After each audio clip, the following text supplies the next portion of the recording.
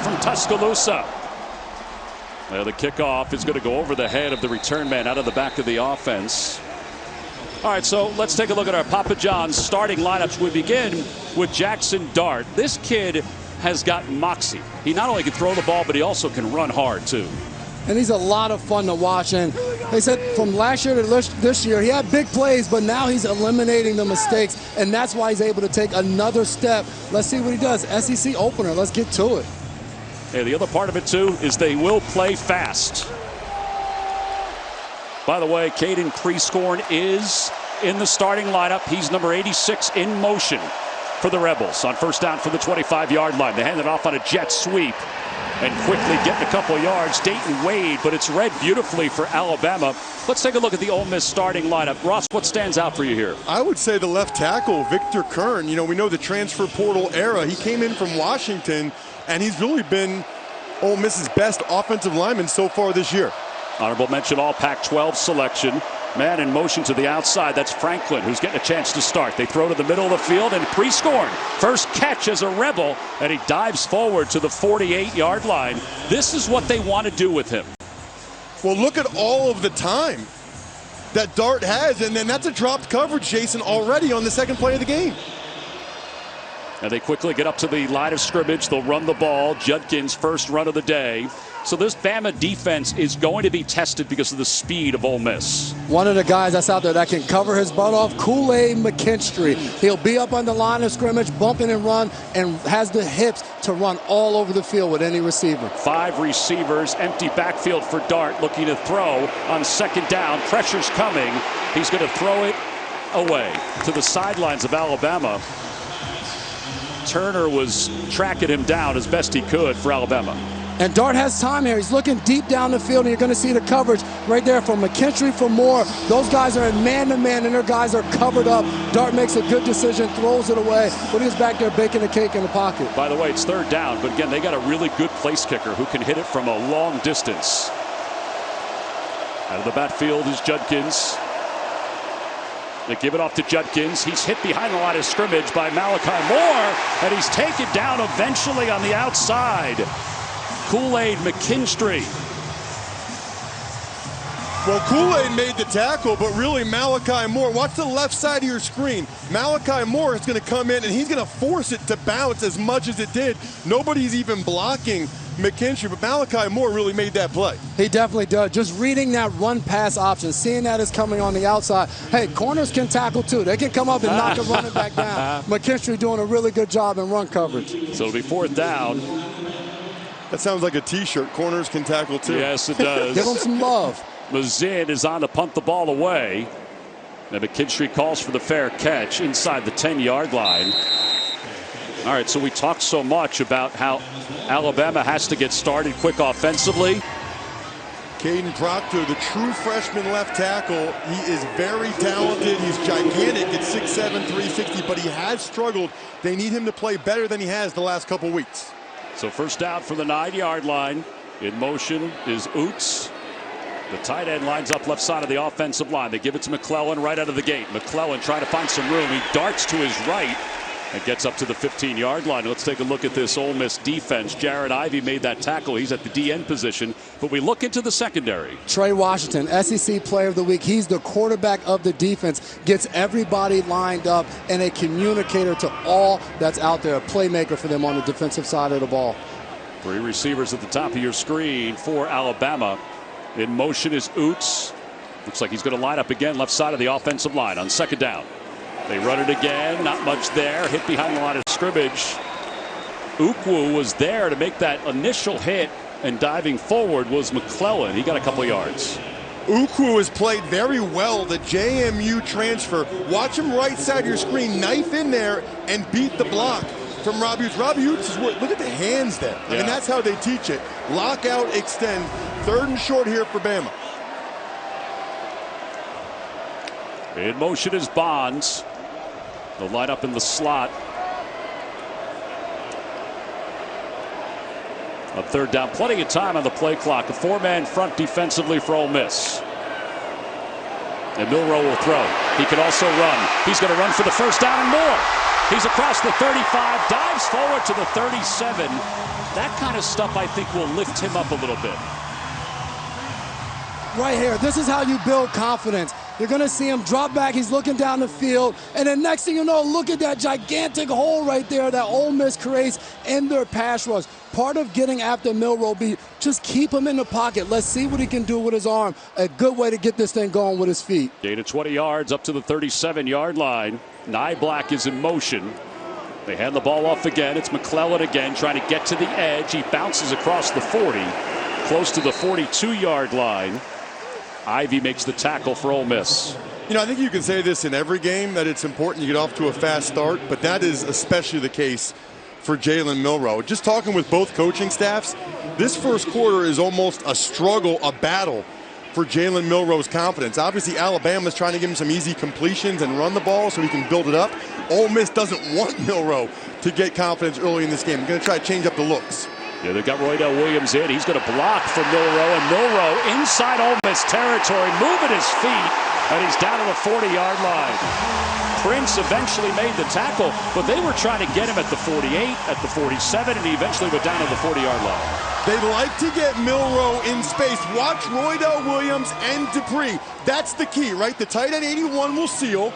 Number 5, Roydell Williams, attack the outside of the defender. If you attack the outside of the defender, he has to respect that. He can't let Milroe get outside. That creates that huge seam. Big deal, though. He's got a 20-yard run and a 19-yard run on this first drive. On first down, Oots goes in motion. It's Williams in the backfield. Milroe looking to throw. Throws to the far side of the field. It's complete to Burton. And Burton gets 8 yards to the 32-yard line. Walton makes the tackle. Let's go down to Tiffany. Hey guys, well, Coach Nick Saban told us his message to Jalen Milroe was that you don't have anything to prove. You don't have to try to be a hero. Just be the point guard, distribute the ball, and get out there and have fun with this team, guys. Yeah, I thought it was interesting, Tiffany, that he was talking so much in basketball terms as they give it to Williams for a first down to the 26-yard line.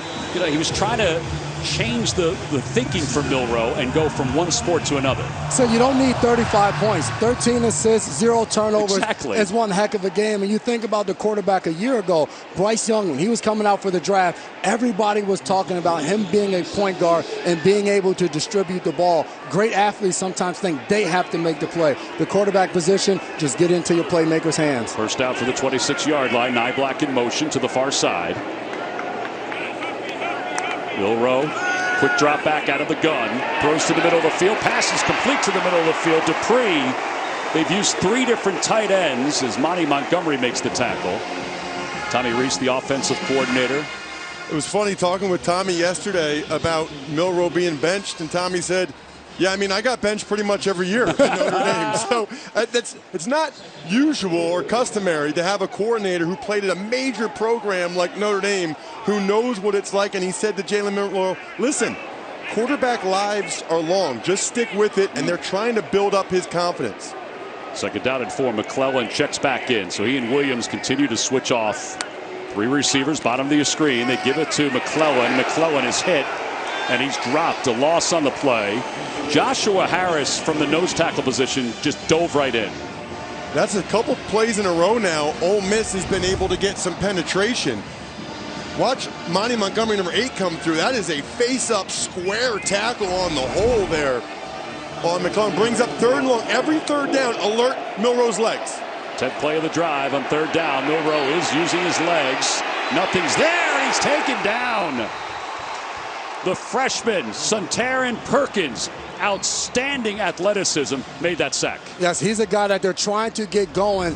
And just a poor decision from Milroe right here. You're in an opportunity where you're going for it. It's 3rd and 5. If you don't get it, if you throw the ball away, that gives Nick Saban a chance to decide, hey, do I want to go for it on 4th down? But he doesn't allow that. Not only that, they had a nice pocket. He escaped to the right. He didn't need to. He could have just stepped up in the pocket. He got a little bit nervous there. His offensive line gave him outstanding time. Reichert is on for the 48-yard field goal attempt from the far hash. It's a good snap, good hole. Kick is on its way, and it is good. And Alabama strikes first. 6:57 to play, first quarter. And it's going to sidewind out of the back of the end zone. CBS tomorrow, the television phenomenon Yellowstone continues as part of a CBS event. Don't miss a second of television's biggest show with back-to-back episodes of Yellowstone tomorrow after 60 Minutes on CBS. My wife absolutely loves that show. Like maybe favorite show ever. You don't? I haven't had a chance to check it out with her yet. Oh, come on, I'm waiting until tomorrow night after 60 Minutes on CBS. Casey Dutton's my favorite, just so when you're watching it. Well, first down for Ole Miss. Judkins in the backfield. They have an H-back back there as well. Dart looking to throw. Throws to the far side. Pass is complete to Wade. And Wade's got some daylight inside Alabama territory. And out of bounds, close to the 37. Jalen Key eventually made the tackle. Look at what they do with Wade here. He starts all the way tight to the formation on the right. It looks like he's running a crossing route, and then he turns it upfield. The offensive line, credit to them for giving him protection to get it to him. It's the fourth catch of 40 yards or more for Wade, but this time nothing doing on first down. It's a loss on the play. Malachi Moore is so good. He snuffed that out right at the beginning. Loved watching Moore on tape. Just your classic Alabama star position, the nickel that you know so much about, Jason. One of the toughest spots to play. So much responsibility. You're a linebacker, but also a DB. You have to know the entire defense and be a great communicator. Loss of 2 on the play. It'll be second down and 12.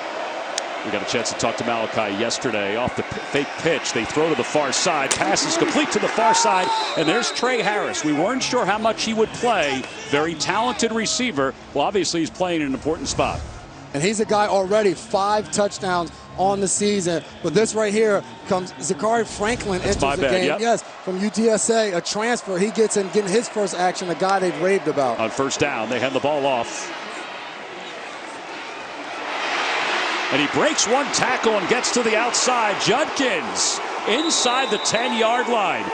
Not only did he break one tackle, he got into the pile and bounced off. Well, he told us he was healthy, and that might be his best run so far this year against Alabama. And Ole Miss right on the ball. Yep. Be alert for Dart's legs here in the red zone. Yeah, he's trying to run it. He's hit behind the line of scrimmage and then nailed and taken down at the 6-yard line.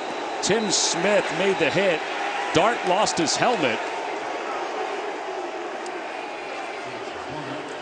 Dart's going to have to come out for a play. Well, Spencer Sanders, so talented at Oklahoma State, is going to come in and run this offense for Ole Miss. Well, it's interesting. Oh, there was a face mask at the tail end of that. And that's interesting, too, because if his helmet came off because of the penalty, then he would have been able to stay on the field. Sanders can run, though, too. Both these quarterbacks can run. And Charlie Weiss Jr. said, red zone and third down is when we like to run our quarterbacks. Franklin on the outside, pre-scored in motion on second down and goal from the 7 and pre-scoring jumps. Well, he's been so antsy to play, I guess. He wanted to get involved in it. And on the other side, if you're Spencer Sanders, you got to leave probably. Well, you hear that and see that so often when a new quarterback comes in. It's a different cadence. Not everybody's blue 80. Blue 80 sounds the same. They all have a little bit of a different cadence. And pre-scoring just started getting reps this week with Dart, let alone Sanders, the backup. So now second and goal from the 11-yard line. Bentley checks in the backfield. And a bunch formation to the left. Whistle blows. And I think they're going to have Dart check out again. Wow. To get looked at.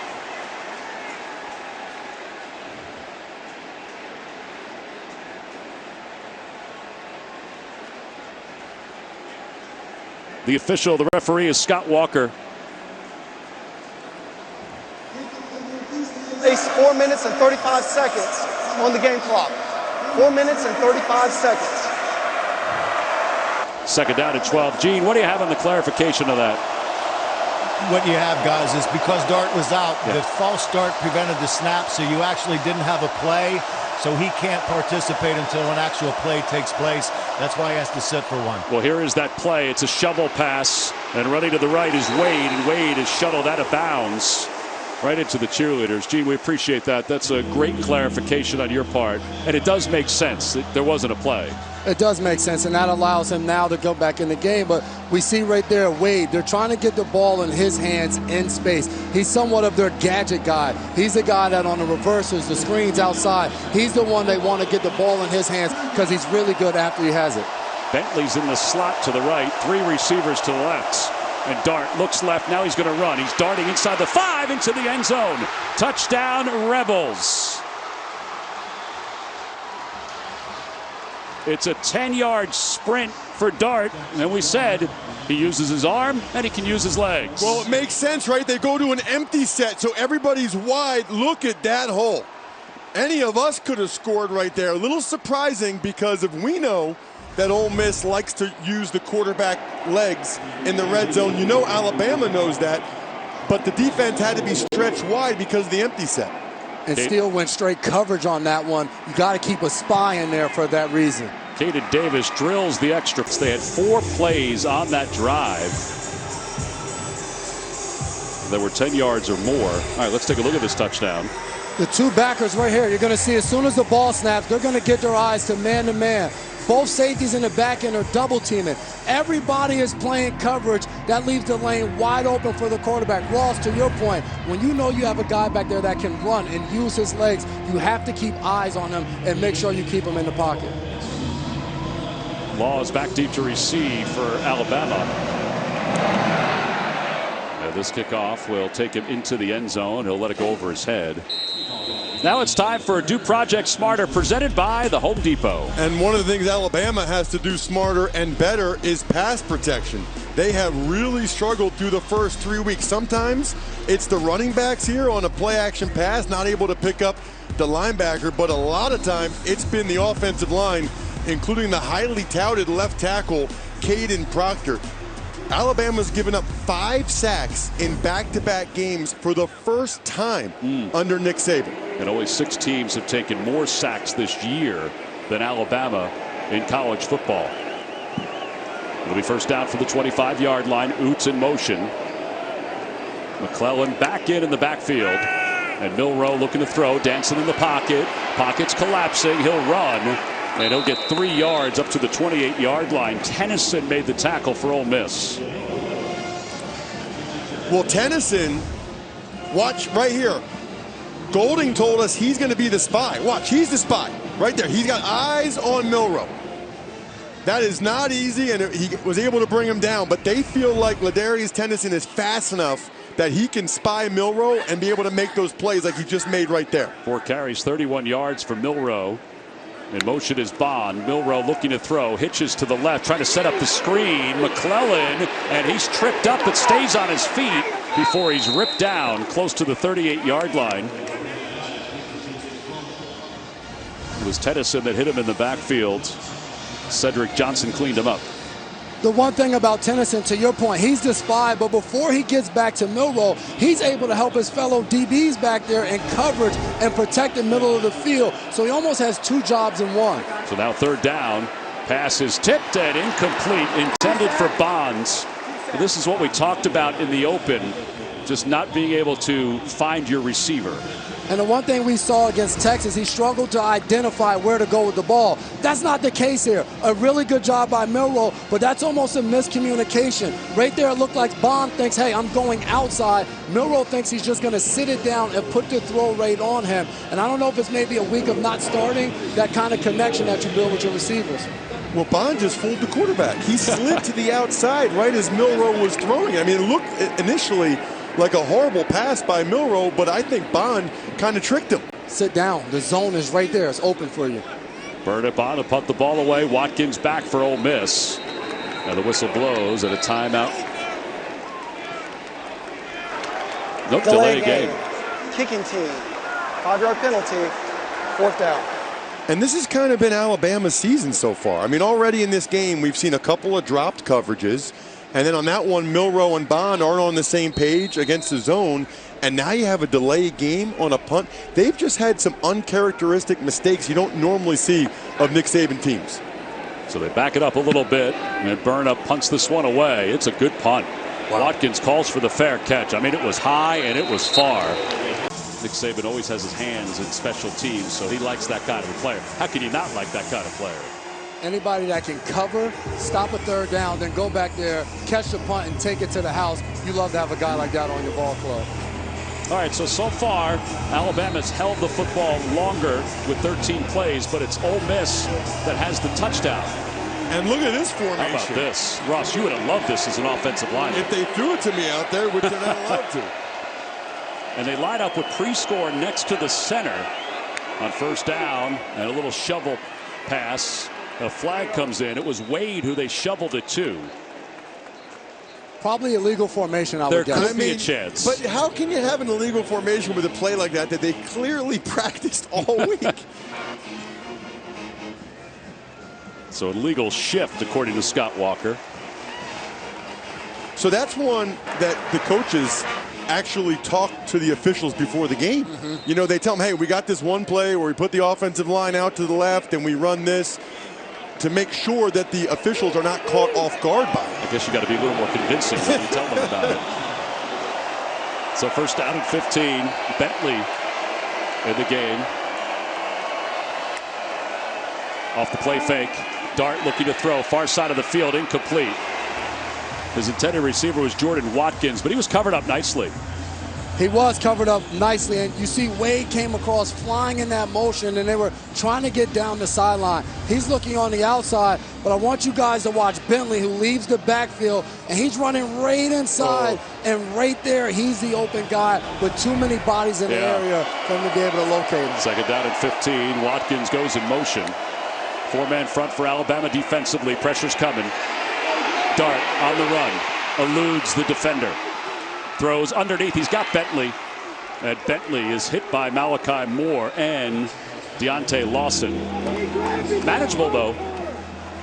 Yeah, I mean, not all 7-yard gains are created equal, right? I mean, this is huge. This looked like it was going to be a throwaway. I thought he was going to throw away. The last second, he stuck with it and put them in a reasonable situation here on third down. Again, third down, alert for Dart's legs. They're down at 3. Takes the low snap. Pressure's coming a little late. They flush him out of the pocket. Incomplete. Lawson and Keenan were both going after him in the backfield. Dart had the time there. Every time the offensive line protects well, I feel like Ross has a big smile up here in the booth. And you're going to see Dart's going to get the ball. He's going to be looking out to the left side of the field. And Malachi Moore matched up right there on Wade, just completely shuts him down, gets his feet in the ground. It was like synchronized swimmers where you're all over the receiver. He sinks, you sink, nowhere to go with the ball. And you and I watching them, I mean, you're the expert, but what stood out to me about Alabama's defense, their secondary is really good, very impressive. McKinstry back deep to receive this punt. He's going to let it go over his head and out of bounds on the sidelines. Reliable connection presented by T-Mobile 5G home internet. Let's check in with Tiffany. Hey guys, back in 2021, Alabama running backs Roydell Williams and Jace McClellan both tore their ACLs about a month apart. And through the experience, they formed a strong and playful bond. Roydell telling me that they lived in the same building. He would give Jace a hard time for using the elevator while he was putting in the extra work, taking the stairs. Roydell said that friendly competition, it pushed them to get back in that running back room together. And you guys know he had such a big smile on his face talking about his teammate. It was actually cool. It was infectious, to be honest with you, the way they were talking about each other. I'm more of an elevator guy, if we're being honest. Depends on what floor. It's not going to get you the six-pack, Ross. On first down, Prentice in motion. They hand the ball off, and it's a couple of yards up to the 27-yard line. Coleman makes the tackle. Roydell Williams wrapped up. We met with Roydell yesterday, and I have to say he's built like a fire hydrant. He's just strong from top to bottom.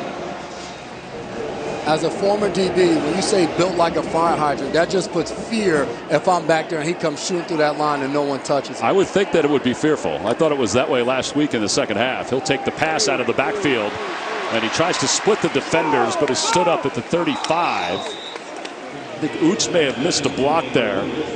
Anthony came in. He was the first one to hit him from Ole Miss. All right, so third down, a little less than 5 yards. Well, and what did Kiffin say to us this week? We have to weather the storm early. I feel like as we close out here towards the end of the first quarter, Ole Miss done a pretty darn good job of weathering that storm, and he'd feel great if they get a third down stop right here. Game clock is down to 10. Milroe throws out of the backfield as Williams again. He didn't get the third down stop. Well-designed play. Walton makes the catch, or makes the tackle. And Ole Miss on top 7-3. You know, we messed up a formation down here, which gave us a bad play on second down. Then we got sacked on third down, so we shot ourselves in the foot. We did the same thing on defense when they made a big play to get down there. We had them 3rd and 10. And quarterback draw is always going to be there playing empty, and we weren't in a very good defense to defend it. So we just got to do a better job to put our kids in a place where they got a chance to be successful. Thanks, Coach. All right, thank you. You know, it's funny. He did tell us this week, he said, we've had too many one-off situations, too many penalties, too many my bad. And his description of that was awesome. They're going long to the far side. Pass is complete to the far side. That is a big-time play. He'll love that. That's Hale who comes in to make that catch. What a beautiful play where he comes from. Similar to what we saw from Ole Miss, a guy lining up on one side, taking off all the way across, giving him the time to get there. This is a guy that they're really high on, a young guy who's coming along week in and week out and getting better. So first down inside the 35-yard line. They hand the ball off to Williams. Williams is hit at the line of scrimmage. Nothing there. That's Kari Coleman who made the tackle, the senior transfer from TCU. They say he flies all over the football field. Thought it was interesting talking with Tommy Rees, the Bama offensive coordinator. When he talked about Hale, he got really excited. Yeah. Jalen Hale, he said he's the next guy, which is interesting watching Alabama. I talked with an NFL scout this week. They don't really have any skill guys right now that are projected to be top 100 picks, which you don't really expect when you watch the Crimson Tide play, but they seem excited about Jalen Hale's potential. Yeah, they said they had to get the football in his hand a little bit more. Off the play fake, pressure's coming. Milroe is rolling the pocket to his right, puts his foot in the ground, and dives forward inside the 35-yard line. Cedric Johnson made the tackle. It'll be third down. Now it's a little third down and long here.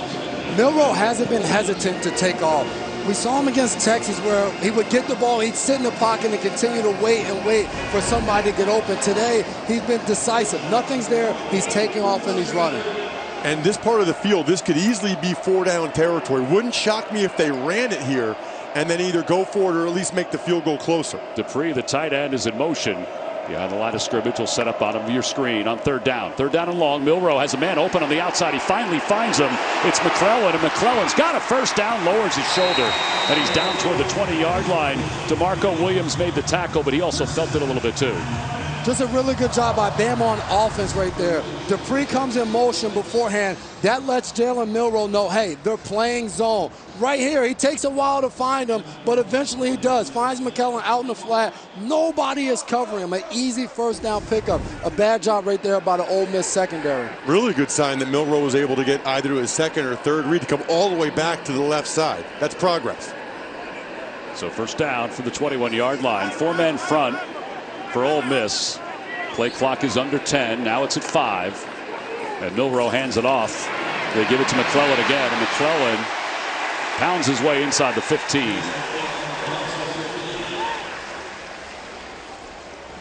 John Saunders made the tackle for the Rebels. It is such an advantage when you have a tight end that can block. Watch C.J. Dupree right here go up on the linebacker Coleman. That is not an easy block to stone a linebacker at the point of attack. They brought in Dupree from Maryland. He's actually from my neck of the woods in eastern Pennsylvania, and he is a pure wide. That's a blocker at the point of attack. Second down and 2. Quarterback designed run. Milroe has the first down. He's out of bounds inside the 10. Seastrunk made the tackle. Now Alabama's 9 for 9 in the red zone, 6 touchdowns, 3 field goals. So they're in the red zone here. In fact, down to the 7-yard line. Another opportunity where we see Milroe running to the outside. They don't like to run him in between the tackles. That's not where he is good at. That's not where his instincts take him. Getting the ball on the edge is where he feels he's at his best. First and goal. They shift McClellan behind Milroe. And now a man in motion. A little shovel pass to Law. And Law going to his right is slowed behind the line of scrimmage. John Saunders slowed him, and then Prince came in to make the tackle.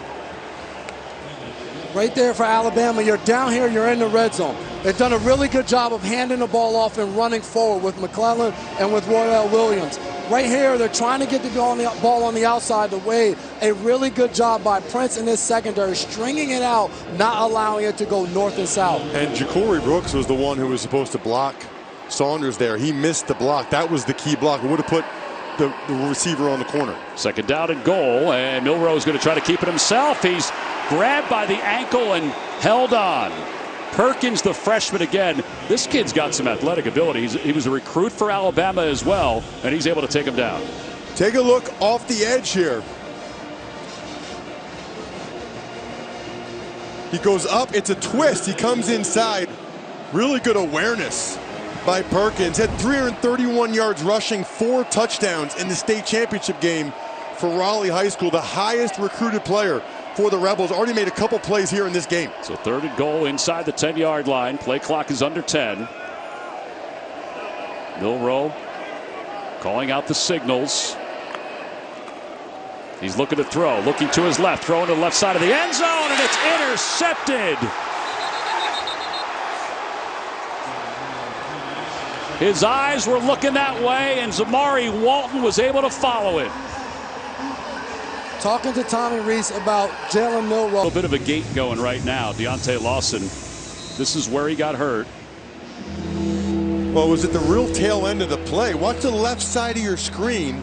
Braswell hits Dart right on to the right ankle and leg of Deontay Lawson right there, and he's been a coach's player of the week in all 3 games this year. And this is going to be a tough loss because he's the quarterback of the defense. He's the guy that helps get everybody lined up, especially those big guys in front of him. Going into a third down, there's often a lot of communication that comes with it. Let's see how they do without Lawson. You just saw his replacement, Jahad Campbell. Third down, less than 12. A little less than 12, under 9 minutes to play, first half. Got to be very careful here if you're Jackson Dart. He's changing the protection. You do not want to turn it over deep in your own territory. By the way, pre-scoring is toward the bottom of your screen. The tight end, first game for him. Pressure's coming. He's wrapped up, taken down Tim Smith.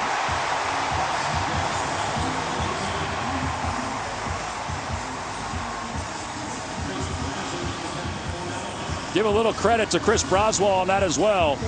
Well, Smith is really known as being a run stuffer, but watch this rush by Alabama. It's another twist, and Braswell gets the push, and then Smith just keeps hustling and gets him down. Remember, they didn't sack Quinn Ewers once, so really good for Alabama to get that sack there. And if you're Dart, that's 2 sacks.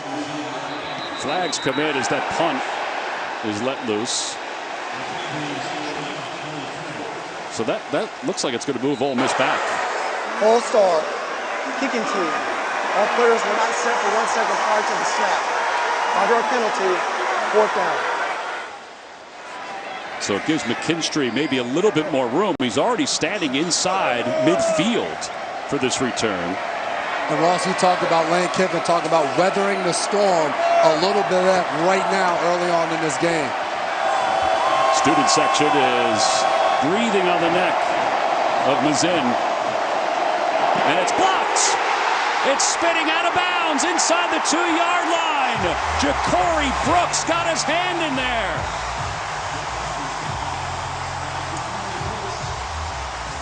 What a massive turn of events here in the first half. And how about the ball going out of bounds at the 1? Brooks comes from the left side of the punter, right side of the punter, just gets a piece of it. His helmet comes off, came flying in, and Bama makes a big play on special teams. But if that went out the side of the end zone, it's just a safety. It went out right at the 1-yard line to give Bama a golden opportunity at a touchdown here.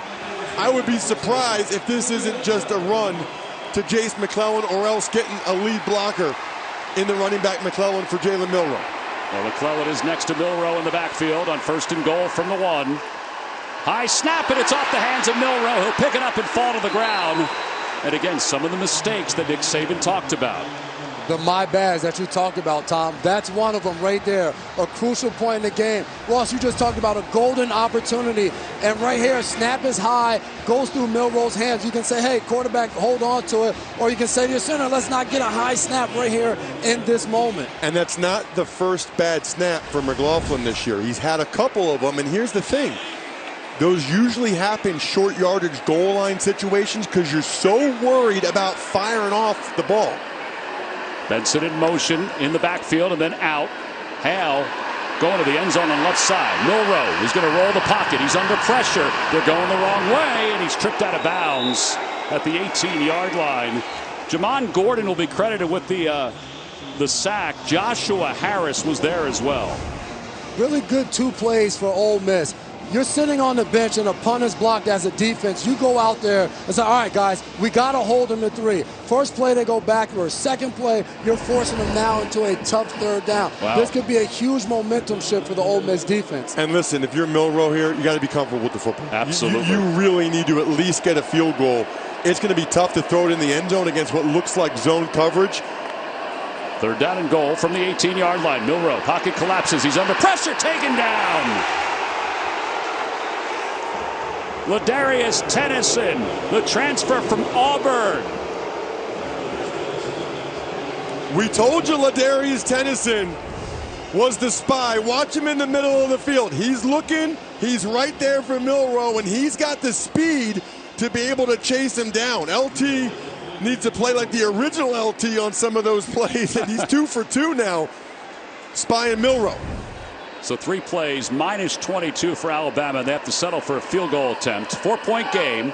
Good snap, good hold. Kick is on its way, and it is good. A 40-yard field goal attempt.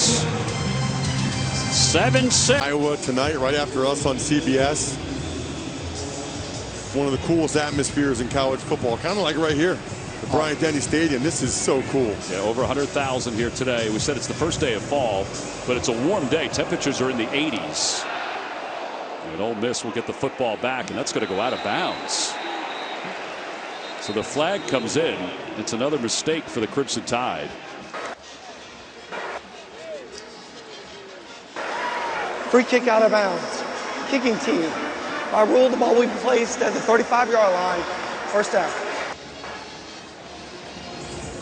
Cowabunga. It's turtle time on Paramount Plus. Join the brothers and their new friend April as they fight crime in the new movie Teenage Mutant Ninja Turtles, Mutant Mayhem. Now streaming on Paramount Plus, rated PG. Can you say cowabunga again? Cowabunga. That was awesome. 1st down from the 35. Back-to-back 3 and outs for Ole Miss. Up by 1. Off the play fake, Dart dumps it off to Watkins, and Watkins trying to use his athleticism out of bounds. McKinstry on the tackle. Let's check in with Tiffany. Hey guys, a quick update on Alabama linebacker Deontay Lawson. I watched him walk to the locker room. He's dealing with a lower extremity injury. He's being evaluated. He is questionable to return. All right, Tiff, thank you very much. That's a tough loss for Alabama. Pre-scoring, lines up as the H-back. They're trying to find him. They do, and he can't handle it. In and out of his hands. Dart said it was his bad on that. It'll be 3rd down.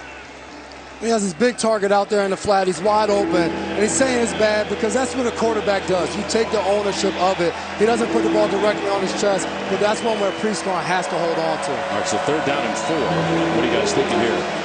Receiver here, Ole Miss has a bunch down the bottom. I'm looking at him as some type of crossing route to get somebody open. Only 1 conversion so far. It's still 1 conversion. Defense was able to cover. It was intended for Franklin. A lot of contact there, Jason. They almost covered it by accident. The Bama DBs kind of run into each other as somebody's working past to get there. But the guy that Jackson Dart is looking for is covered up, and he's forced to kind of have an errant pass and not able to find his wide receiver on that one. All right, so McKinstry's back deep to receive. So 3 straight 3 and outs. This doesn't happen often for Ole Miss. Talked about their offense. They average nearly 53 points per game. Mazin had 1 blocked the last time. He gets this one off. He sends McKinstry back, who calls for the fair catch at the 10-yard line for Colorado. Here are the first 4 possessions for Alabama. All right, they've got 2 field goals. They could have had even more, obviously. You don't often see a negative 22-yard drive with points. I still don't even understand why are they even snapping it out of the gun. I mean, they're on the 1-yard line. That's a pet peeve of mine as a former offensive lineman. Get under center and run a quarterback sneak.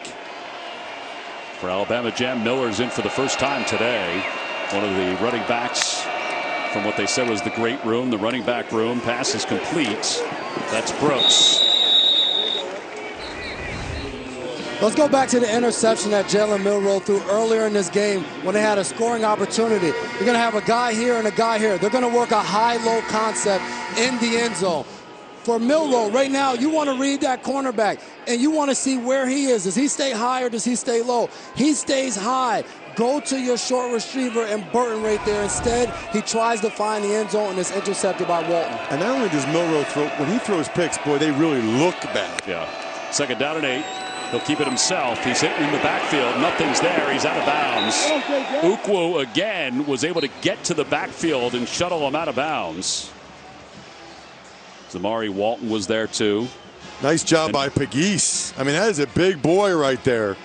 The former Auburn tight end now plays D-line for Ole Miss. To show the athleticism to be able to make Milroe bounce it like that, pretty impressive. You see the crowd trying to get back into it. 3rd and forever. If you're on defense, you should be alert for a screen or a draw. And again, Milroe needs to protect the football. 3 for 7 on 3rd downs. Pressure's coming.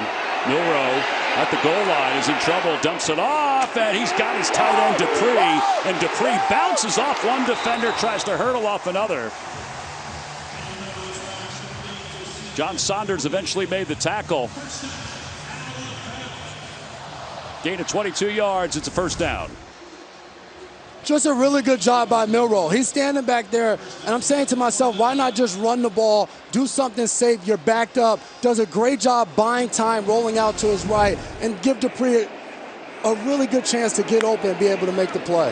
Had the ball off to Miller, and Miller snuffed out immediately behind the line of scrimmage. There were a couple guys. Jared Ivey, Xavier Harris was there as well. It'll be 2nd down. A loss of nearly 8 yards on that play. Yeah, watch the right side.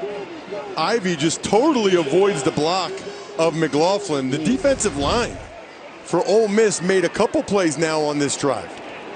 So officially they say a loss of 6. It'll be 2nd down and 16.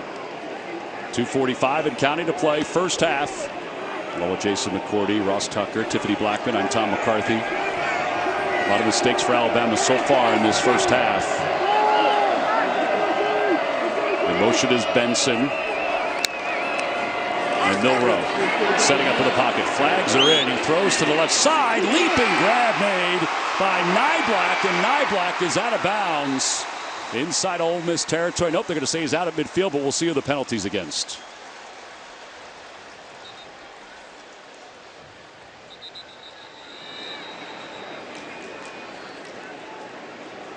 The officials will talk about it at the 33-yard line. Scott Walker, the referee. Illegal shift. Offense. 2 players moving at the snap. 5-yard penalty. 2nd down. Well, that negates a huge play for Nick Saban's squad. Alabama just continues to shoot themselves in the foot. You think about it, it was a 2nd and 16 because they lost 6 yards on 1st down. All right, you come in, you make a really nice completion. Any of those pre-snap penalties absolutely drive Nick Saban berserk because those ones are avoidable. If you do what you're supposed to, line up the way you've practiced all week long, you avoid those type of mistakes. I mean, that's like a 30-yard penalty right there. Yeah, after the gain, now it's 2nd and 21. Milroe will throw again, middle of the field. He's got Nyblack again. Not the same kind of game, and a timeout is called by Lane Kiffin. Tennyson made the tackle. So 3rd down coming up. We'll take the 1st half and bring you highlights from this huge day in college football. Smart timeout there by Lane Kiffin. Now 3rd and forever. You'd expect zone coverage, make Alabama throw it underneath, and then Ole Miss use their 2nd timeout. Tennyson was showing blitz. Now he drops back. The pass goes to the left side of the field, and it's incomplete. And a flag comes in from the back judge in the middle of the field. Dejon Anthony, number 3, was in on the coverage. And it was Bond who was out there, the intended receiver. Talked about Alabama's mistakes. Well, this is going to be a big mistake on Ole Miss. You're going to see right here, he's in coverage. He has his hand all the way up in the shoulder Pass pad. interference. Defense, number 3. 15-yard penalty. Automatic 1st down. I'm a little surprised by the coverage there, Jason. I mean, why is he in man-to-man in a trail position there on that situation? to your point, you said, hey, just sit back in zone, make them tackle. If you're going to go man-to-man, send pressure at the quarterback. That way your DBs can play off and play man, see the ball thrown, and go up and make the tackle. To play that soft coverage and man would also allow him the time to throw the ball deep. Just a mistake right there by the Ole Miss defense. So it moves the football to the 35 on first down. Milroe sets up in the pocket, has time, throwing long, middle of the field, and he overthrows his intended receiver. It was Bond. And there were 3 different defenders there. Every now and then for Milroe, you want to throw one deep down the field, and you want to just back the secondary up. You're going to see right here, he's looking for Bond in the slot, and he has a step on everybody, just throws it a little too far. And Milroe, that's one of his strengths, the deep ball. He throws a pretty one, just not able to be accurate on that one. Is that a real thing? Like, that really makes a difference for you now as a DB, the fact that they took a shot down the field? No doubt about it. If you're back there and you're just sitting there waiting and they're throwing the ball short, you start to creep up and try to make a play. Second down. They give it off to McClellan. McClellan to his left, got a couple of yards, kept his feet moving, and dives forward to the 40-yard line. So this is interesting because neither coach using a timeout right now. I don't think Lane Kiffin has enough confidence in his defense here. I think he wants to make sure his defense gets the stop before he calls another timeout and potentially helps out Alabama if they get the first down. Yeah, the clock winding down, 1:15 and counting to play first half. 1-point game. Ole Miss up 7-6. Milroe is going down. And he's sacked inside the 30-yard line. We talked about Perkins, the freshman, how good he is. Timeout on the field. It'll be 4th down when we come back in a 1-point game. Great view when we got a goal line situation. It's 4th down for Alabama. They're going to punt the ball away. There's Ferguson hobbling off. Terrence Ferguson. He's kind of the gadget guy on the offensive line for Alabama. He's the 6th man. I mean, he's basically the next guy up at every position. I think he was in on that last series for Dalcourt at right guard. Alabama will punt this ball away. It's a nice high punt. And a fair catch is called at the 27-yard line by Watkins. Wednesday night at 7 Eastern, get ready for pure pandemonium on the pitch. The Houston Dynamo take on Inter Miami, who hope to have a healthy Lionel Messi in the U.S. Open Cup final. Catch it on CBS Sports Network and streaming live on Paramount+. Guys, 1:01 to play here in the first half. We talked so much about Ole Miss and their quick striking offense. Will they utilize that here? I would expect them to. I mean, they're built for this. They basically run the 2-minute drill all game long. They have an experienced quarterback. They still have 1 timeout, and we're less than 2 minutes in the half. So the clock will stop on first down. 7 for 12 so far for Dart. From the 27-yard line of Ole Miss, Dart looking to throw. Steps up. He's hit as he throws. Pass is complete to Kieran Heath, his tight end, and Heath gets close to the 40-yard line. And the clock stops. They got the first down, which is huge. Clock stops till they set the chains. And they're already up at the line of scrimmage. Judkins in the backfield. Dart, little hitch, steps up in the pocket. He's going to run it. Ooh! He lost his hat. Ooh! Wow. We talked about it in the open. Mom would like him to slide. Dad says he's a football player, and he's going to have to leave again. Jason, he did this last week. Oh, my goodness. And I wonder if they'll take a look. Watch Campbell. Is this the top of Campbell's head? Looks like it hits more of the shoulder pad, though, than Dart's helmet. There's a better angle right here. Seems like it hits all that right side of Dart's shoulder pad as he's going to make the tackle. But for Dart, I love the competitiveness. But slide, as an offensive lineman, Ross, as a former O lineman, do you get fired up when you see your quarterback out there playing like that? Well, let's talk to Gene about this. What do you see here, Gene? I think it's a good no call for a target with the crown of the helmet. He does dip, but I still think he hits with a little bit of that forehead area of the helmet. We see it just lower there, but it's not a full, to me, that 6-inch radius and then delivering a blow with it. I think it's a good no call for targeting. I agree with Gene, and that would be real bad if it was targeting because Campbell is the guy in for loss. Third and final timeout to avoid a 10-second runoff. All right, so Ole Miss will use the third and final timeout. They'll avoid the runoff. So 40 seconds left. All right, so Gene, they used the last timeout to avoid the 10-second runoff. Dart's put his helmet back on for Ole Miss. Yeah, exactly, Tommy. And that was the discussion that Scott Walker was having with Coach Saban, letting him know that there's a potential for a 10-second runoff in that situation with a helmet coming off of a player inside of 1 minute. And they adjudicated that properly as well. All right, Gene, thank you. We appreciate that. And to go all the way back, Jason, to what you were saying about the way Dart plays, as an offensive lineman, you love the competitiveness, but you want him to be there the whole season. I mean, he's not going to make it through the entire SEC season with some of the shots that he has taken in these last couple games. Well, he's back out there, 8 of 13, 105. Now, they're out of timeouts, but don't forget, they have one of the best place kickers in college football in Caden Davis. We saw him kicking. We think he can make a 60-yarder. They throw it to the outside. Pass is complete to Watkins, who's out of bounds. So the mark it close to the 46-yard line. In some ways, they're in field goal range or close to it already. And a great point, Tom, about the no timeouts. We're going to see them trying to work the ball to the sidelines to stop the clock. See the target line. We were watching him kicking warm-ups, and he was drilling them. They throw it to Judkins out of the backfield, and he's out of bounds. There's a flag, though, at the Alabama logo near midfield. 30 seconds left here in the first half. Big penalty either way. Personal foul, roughing the passer. Defense, number 41. 15-yard penalty will be added to the end of the run. Automatic first down. Well, if they weren't in field goal range, they are far into field goal range. Well, now it changes the dynamic a little bit, right? Now they can try to get in the end zone and take some shots here. Let's take another look at this. The Alabama crowd does not like it. The left hand for Braswell hits the face mask and knocks Dart back. They're going to call that. If it's even a little bit forceful, they're going to call that. And you can see Dart's helmet go back, and especially after the collision he just took, they're going to protect the quarterback when he takes a shot to the head like that. Yeah, that's Braswell. So it's first down from inside the 22-yard line. 30 seconds left to play first half. If they don't get a first down here and it's inside the field of play, they got to get up on the ball immediately and spike it. Play clock is under 5. They don't have any timeouts left. Dart takes the snap, lofts it toward the end zone, and it's incomplete. It was intended for Franklin, playing in his first game with Ole Miss. There's Caden Davis. So during warm-ups, we watched him try a 67-yarder, and he was probably 5 yards shy on that. This end of the field, too.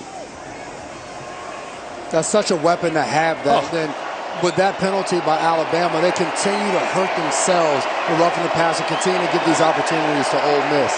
Alabama should be playing outside leverage, right? Jason, make him complete it inside the field? Yes, you just don't want to give up the touchdown. So the main thing is covering, because you've made the point. They're close enough to take those shots at the end zone. Play clock down to 5. A little extra shifting by Ole Miss. Dart to the outside. Pass is complete. He finds Watkins, who walks out of bounds at the 17. So it's third down.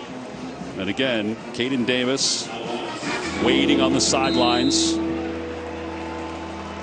And at this point, for Alabama on defense, you're just trying to protect the field goal. You don't want to give up a touchdown at this point. There's only 21 seconds left. Offensively, you got to get the first down or out of bounds. You cannot take a sack. They can't spike it after that. Trey Harris is in on the far side. They go to him toward the pylon, and it's incomplete. One-on-one coverage broken up. That was Arnold's. Arnold has been fun to watch this year. Kool-Aid McKinstry gets all the love on the other side, but this guy's feisty. He competes. And the one thing when we talked to Kevin Steele about him, he said he's the Energizer Bunny. He has a personality that matches a Deion Sanders. He loves to go out there and compete and gets everybody in the secondary and the defense fired up. All right, so this will be a 34-yard field goal attempt by Caden Davis. 2 for 3 last week on field goals. From the far hash, good snap, good hold. He drills it to his left. It is no good. Wow. I mean, that had velocity on it, but he went to the left. 13 seconds left. Little different style than what we were seeing him kick from long distance. It didn't look right. No. It came out. Watch this come off his foot. That was like a knuckleball. I mean, that's not what it's supposed to look like for a field goal as good as he is, field goal kicker as good as he is. That just didn't come off right. I blame Tom McCarthy. He talked about how well he looked in warm-ups, this, that, and the third. And laces were out. The hole was good. Just doesn't connect well. I'll take it because I was really impressed during warm-ups. Now, there was nobody running after him on warm-ups. That was my kind of kicking. Alabama's just going to take a knee here and regroup at halftime. Yeah, 13 seconds left to play here in the first half. Ole Miss on top by 1. Milroe will just take a knee. And that will wrap up the first half here at the football as we get set to begin the second half here in Tuscaloosa. 1-point game. And this will go out of the back of the end zone. Let's check in with Tiffany. Hey guys, I spoke with Coach Lane Kiffin about his quarterback Jackson Dart and how he was feeling after taking a couple shots. Kiffin told me he's doing good. He did say they have to do a better job of protecting him and a better job around him offensively. And guys, we were just talking about this Alabama team not looking the same. Well, Kiffin said they are going to come alive in this half. Yeah, I think he has to think that coming into the second half. And we'll see if it happens right here. He talked about stemming the tide in the first half. He may feel the same way here in the second half. Well, and good news for them at right guard, where the starter, Darian Dalcourt, is back out there. At one point, they had Jaden Roberts out there, the third string right guard. A first down for the 25 off the play fake. Milroe rolls the pocket. He has time, and he's just going to throw it away. Pressure was coming. Let's take a look at the first half game trends, guys. I mean, Dart, 11 of 18, 125 yards. That's less than he usually is. Jalen Milroe, 11 for 14, 93 yards. And a big interception, too. And then the miscues. 10 negative plays, 4 sacks, and the red zone interception. It's amazing that all of those things, 10 negative plays, interception in the red zone, they're only down 1 point. Right. That's it. Facing a second down and 10 from the 25. They stack 2 receivers to the top. Milroe off the play fake again. Sets up in the pocket. Throws long. Looking middle of the field. And he has a man. What a catch! Jermaine Burton deep inside Ole Miss territory. That'll jolt 100,000. Young receivers, look at this. Watch the way he locates the ball. He's looking to his left, comes back over to his right. That is not an easy catch. They say he's the go-to guy. Whenever he has an opportunity, they want to go to him. Milroe, give him credit, stays in the pocket, takes a hit, still completes the ball deep down the field. 54 yards, it's first down from just outside the 20-yard line. High snap again. They hand it off to McClellan. McClellan gets to the edge, inside the 10, into the end zone. There is a flag, however, outside the 10-yard line. I think they're going to get Burton for holding. They're going to get Burton for holding downfield right after the big play he just made. Holding. Offense. Number 3. 10-yard penalty for the starting foul. First down. Top of your screen, watch his hands outside. His right hand's outside. He's tugging it. He released too late. You know, when you're on the perimeter like that, especially as a receiver, they're going to see that tugging and that restriction. You have to be especially careful with your hands when you're out in space like that. Well, it erases a 21-yard touchdown run. I still can't believe he made that catch. It was unbelievable. Milroe threw it over the wrong shoulder, yes. right? I mean, that was crazy. Yeah. Well, it's the 5th negated touchdown because of a penalty for Alabama. On first down, they hand it off to Williams right up the middle, lowers his shoulder. Down to the 16-yard line, a gain of 4. So last 2 games, penalties have really taken away touchdowns. Well, they had against Texas. Darian Dalcourt was downfield, didn't need to be, and that was a huge penalty in that game. And then the hold on the kickoff return against USF, which was just a blatant hold last week. Second down at 5. Low snap. They give it to Williams. Williams over the block of his right guard, and he powers his way down to the first down marker to the 11. Again, he took over in the second half last week against South Florida. And I like those first couple runs by Alabama. And they are coming right at the Rebels right now, trying to run it right down their throat. And a quarterback keeper. They usually go over the left guard on this one, and they scramble over the left guard in the center. And a first down to the 10-yard line. Quarterback keeper there. We saw in the first half they got a chance after a block punt to get the ball on the 1-yard line, and they were in the shotgun. 3rd and 1 right there. They allow Milroe to just get under center. He's a big, strong athlete and just push his way to the first down. You read my mind, Jay. And here's the thing. McLaughlin's had a couple more questionable snaps here. I would not be surprised if there's another snap here in the second half, which affects this game. By the way, Danny Lewis checks in for the first time on the left side of the offensive line next to Oots, the tight end. They give the ball off to McClellan, and McClellan down close to the 6-yard line. A gain of 4. Saunders makes the tackle for Ole Miss. That's 4 plays in a row where they are just going right down the hash mark, right at the Ole Miss defense.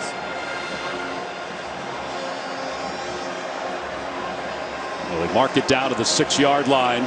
Ugly red zone numbers for the Crimson Tide. 4 possessions in the red zone, 0 touchdowns.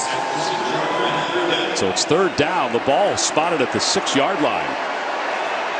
McClellan coming in motion out of the backfield. Milroe looking to throw, dancing in the pocket, pumps once. He's going to keep it himself. And he tries to get down to the 5-yard line. And they'll spot it after a gain of 1. Saunders tackles, Perkins missed. Good decision by Milroe right there. Looking to the left side, trying to find somebody open, sees nobody, decides to just tuck the ball, is not able to get into the end zone. But Ross, you just talked about the red zone. 3 points is better than no points. He threw an interception another time they were down there, so making sure they secure the points. And he's up slow, too, and there's some booing going on here at Bryant-Denny Stadium. This will be a 23-yard field goal attempt. But you have to kick the field goal here. Absolutely. I mean, you have to take the lead. It's not even debatable. Just inside the near hash mark. Reichard, good snap, good hold. Kick is on its way, and it is good. And Alabama takes the lead, 9-7, with 11:11 to play. Alabama's on top by 2, 9-7. So this is the play on 3rd down where Alabama gets the first down. The Milroe quarterback keeper. So they spot it at the 10-yard line. So they move the chains. The official puts up 2. So he's signaling that it's 2nd down at that point. Yeah. And the stick's still 2nd down.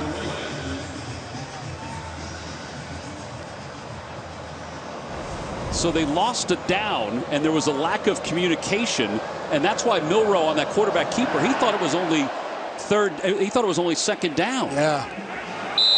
That's why he got up after and was showing the 3. Well, there's another one out of the Free kick out of bounds. Yeah. Kicking team. By rule, the ball will be placed at the 35-yard line. First down.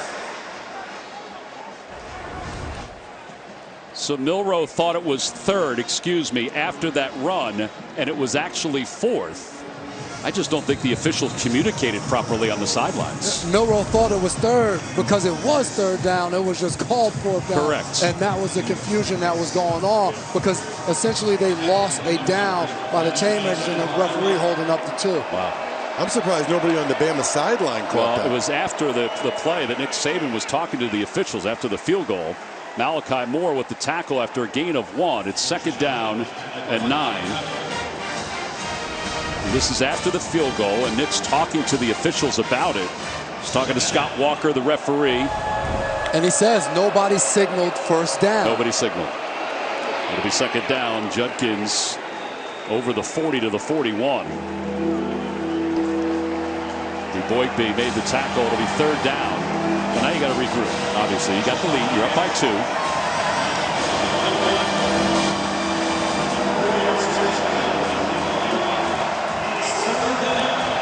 Third down here. I wonder if Alabama's going to bring pressure on Dart. He's only converted 1 3rd down so far today. He'll roll the pocket, throws on the run, passes complete, and a 1st down for Watkins. Alabama comes with some pressure, but Dart getting outside the pocket, rolling to his right, allows him to hit his slot receiver. You're going to see the backers come up with some pressure, but that gives him the space in the room to be able to complete this pass on the outside. Well, he was close. Yeah, that was very close to the sticks, too. Yeah, they had the ball off to Judkins, and Judkins running left. And he gets up to the 49-yard line. Caleb Downs makes the tackle. Time now for our Invesco Scholar Athletes. Invesco brings you today's Scholar Athletes. They are Ole Miss defensive end Isaac Ukwu and Alabama offensive lineman Seth McLaughlin. Invesco's proudest sports student athletes on and off the field with a donation of $1,000 to both Ole Miss's and Alabama's general scholarship funds. 2nd down and 6. Off the play fake, Dart steps up in the pocket, looking long toward the middle of the field, and it's intercepted. Arnold's brings it back across the 30. Beautiful spin move across the 35. And he's up to the 42 before Franklin makes the tackle. You hear this crowd going wild. That was the spark that they all needed, and that was the spark that this Alabama defense needed. Arnold comes away with the interception, but it could have been Downs as well. They have Wade double covered down the field. Downs is below, Arnold's on top of it. Really good defense by this Alabama secondary. Alabama Copters, one Apache. Special shout out to one of the pilots, CW3 Brendan Entz, whose daughter Daisy is a sophomore here at Alabama, as Alabama just forced the turnover and will get the ball back up to 9-7. We think we've gotten to the bottom of what happened on the last drive. We're going to talk to Gene Steratore in just a moment. On first down for the 41, he did a little investigative reporting, and Williams has stood up. All right, Gene, I know you went back and looked at all of it, and we appreciate it. Give us an idea of what happened on that last drive. We did. I did, Tommy. And when it was 2nd down and 16, the 5-yard gain from Alabama at the 11-yard line was really a first down. The down box indicators moving near that stake, showing third. It was actually first. First down pass play out of bounds is long. And that is what upset Coach Saban naturally, because he thought he had 3rd and inches when he ran the quarterback sneak, and it was really a first down and 10 from the 11 when they ran the sneak. So they missed that down there as far as just a communication as to what down that was. On first down, they run it again, and Williams hurdles his way to the 44-yard line. Gene, thank you for that explanation. We appreciate that. So it was a communication error. Well, so they didn't lose a down, but they still kind of did, because they ran a quarterback sneak on first down, because we all thought over here at least that it was 3rd and short. Because we were looking at the box and it still said 3rd down. And you saw Jason Saban say nobody signaled first down. Well, Alabama did get it back again, up by 2, and they're moving the football. They're inside Ole Miss's ends. Hale is at the top of the slot for Alabama. Milroe hands the ball off again. Williams, he's tackled right at the line of scrimmage by Monty Montgomery. That's a 2nd or 3rd time now. Montgomery, watch coming right in your living room here. Looked to me like he was unblocked. Should probably be the tackle tight end combination there. Again, that is a mental error by somebody, Jason. I can assure you, you don't leave the play side linebacker unblocked at the point of attack. 3rd down and 5. They're 5 of 10 on 3rd downs. That hasn't really been an issue. Just getting into the end zone. Milroe, pass is complete. Bond. And Bond on the left sideline. Young made the tackle. A gain of 10 yards. All right, let's cue the duck. Let's test your knowledge with today's Aflac trivia question. This is a tough one. Which 2 teams beat Alabama the last time they lost consecutive home games? Oh, it's a long, long time ago. Whoever it is. Clock winds under 7 minutes to play. It'll be 1st and 10 for the 33. Milroe, he's hit as he throws toward the end zone. Has a man. Hale, leaping grab. He's got it. Touchdown, Alabama.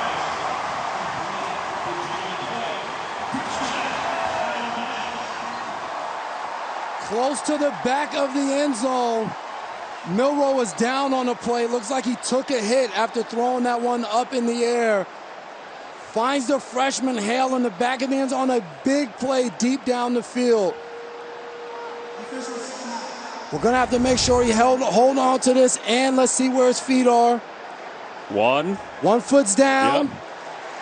He's got it. He's got that thing. Doesn't let it loose. That's a big-time catch from the freshman as Jalen Milroe jumps up, realizes the throw that he just made, and he is fired up, and so is the Alabama sideline. That was a beautiful throw. Obviously, he knew he was getting hit. And Tommy Rees said, we've got to get Hale more involved, and they certainly did on that pass play. I mean, the guts that Milroe had to make that throw. Watch this. Imagine stepping into that, and you get hit right in the midsection and planted. by the freshman Perkins again.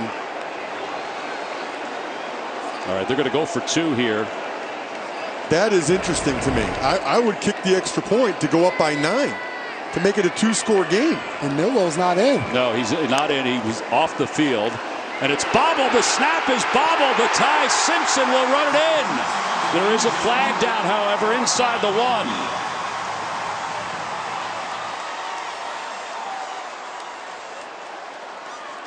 Well, we know that all 3 quarterbacks have gotten some work recently. And let's see who it's against. Simpson might have got his face mask grabbed on that one.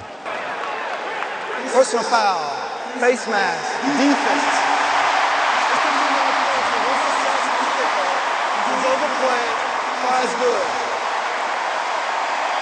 Boy, it worked out for Alabama, but I can't say I understand why they would go for 2 there when an extra point already makes it a 9-point play here in the 3rd quarter. Alabama fans have woken up a little bit. Milroe took a big hit, Tiffany. How's he looking on the sidelines? Yeah, Tom, you know, before he threw that touchdown pass on the previous drive, I watched him run into the tent and quickly come out. He got the wind knocked out of him. So for him to come back out and stand in there, take that shot in the pocket and throw the touchdown, just shows you how bad he wants to win this for his team. And Tiffany, you know this too, because we were in the meetings together. You know, they talked about, his teammates talked about his, how good of a teammate he is. And when Simpson got the 2-point conversion, he certainly showed the celebration. 17-7 Alabama. Let's go to New York for an update. All right, Tom, it's a Jeep update. They're hitting hard there. They're talking hard in Eugene. Dan Lanning said Colorado's Cinderella story was coming to an end, and his quarterback is playing his part. Bo Nix, he's rushed for 1, thrown for 3, 35-0 at halftime when Dan Lanning said they're not satisfied. That's our score, 3rd quarter. Back to you. All right, Adam, thank you for that Jeep update from New York. Boy, a lot of action these last couple of plays. I mean, how about the hit by Jam Miller, a running back on the kickoff team? Jam bringing the juice. The previous play is under further view for potential targeting. All right, so they will take a look at this to see if there's potential targeting. Not a defenseless player, so this would have to be a crown of the helmet situation. Forcible contact with the crown of the helmet. Let's see it. Yeah, I think he's in trouble there. Yeah. The crown of the helmet's directly on top of your helmet, 6 inches in every direction. He ducks his head. Yeah, I think he's got a major problem there. All right, let's check with Gene Steratore. Gene, are you agreeing with Ross on that one? Yeah, it's a really good explanation by Ross right there, and I think he's right on it. You can see Jam Miller just lower that head and then deliver the blow with what appears to be, in my opinion as well, that crown and that 6-inch radius. And as you watch that contact, fellas, you can see that the person really, as far as safety is concerned on a hit like that, is more Jam Miller than it is the runner, you know, because of the compression of that technique and that posture. And that's why we want to get that type of that posture out of the game, because of the safety issues, truthfully, in this play for the defensive player. Gene, you're absolutely right on that one. For that guy making the tackle, we've seen players before at every level make it to hit like that, and it alters their life for the remainder. So we've got to have that and take that out of the game. Jam Miller, a running back, a guy that's not as accustomed to making tackles. Terrific point. That's an offensive player that doesn't make very many tackles. As defensive players, you're always taught, see what you hit. Yes. Always have your neck bold, and so your eyes are on what you're seeing. After review, personal foul, targeting with the crown of the helmet, kicking team number 26. 15-yard penalty from the end of the run, first down. Number 26 has been disqualified. All right, so Jam Miller will head to the locker room. And a little breathing room for Ole Miss as they move the football to the 24. It's a big penalty. I mean, you look at the stats and the difference between having the ball at the 9 versus the 24-yard line. Much better chance for Ole Miss to get points. So the ball out to the 25-yard line, just shy of the 25 on first down. Off the play fake, they'll throw to Watkins. Watkins, nothing there. Franklin was there to try to block, but Caleb Downs just peeled right past him. Caleb Downs, one heck of a play by the young guy. We talked to defensive coordinator Kevin Steele. He said, every maybe once in 40 years, you get a freshman that comes in, and right away he plays just like a junior. That's how he described Downs. On second down, they'll throw again, this time to the near side. Pass is complete. Wade breaks a tackle inside Alabama's own ends and down to the 44. Really good play right there by Wade. Dart gets the ball out on the sideline, and you have guys that you say, hey, run after catch. Once the ball hits their hands, they can make a guy miss and turn it into a big play. 31 yards. They quickly get up to the line of scrimmage. They get off to Judkins. And Judkins just gets a couple. They kind of have to get him going a little bit, I think. So second down.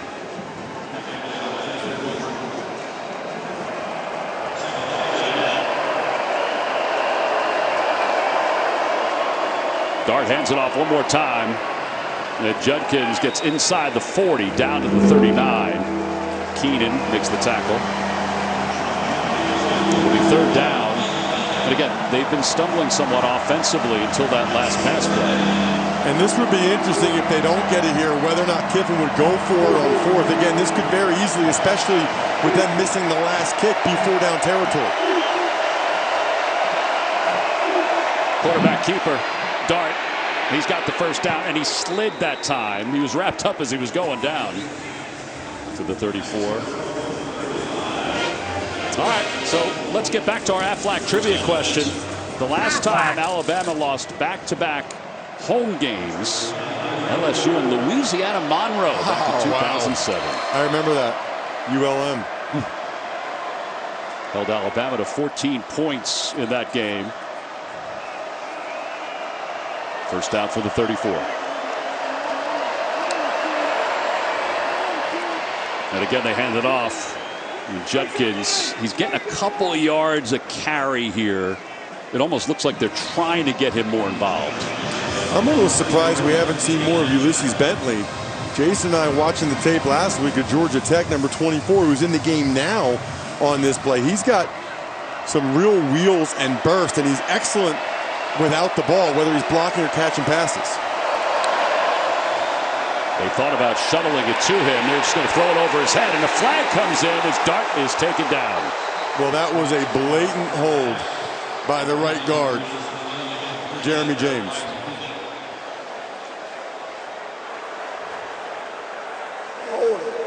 Offense, number 78.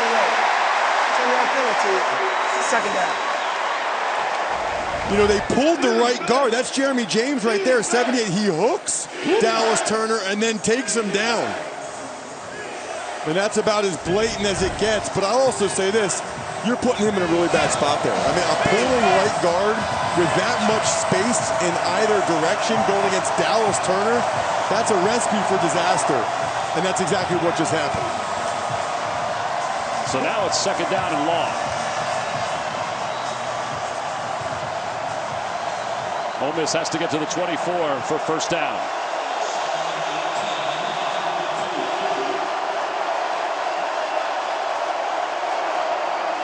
Dart steps up. Not much is open. He'll keep it himself. Inside the 30. Spinning move. A flag is in. He's down to the 19. I think that's going to be Heath, the tight end, who's going to be called for a hold. There's no question. We just talked about it. When you're in space, you got to be careful. This is blatant again. Hold. Offense, number 88. 10-yard penalty for the foul. Second down. I mean, Jason, there are holds, and then there are holds. Ole Miss is leaving no doubt. And Malachi Moore does a good job of going along with it. A little bit of NBA as soon as he felt one little finger on him. A little bit of an acting job, a little bit of a flop on that one. Like you never did that before. Hey, Tom, we're not talking about me today. So second down at 18.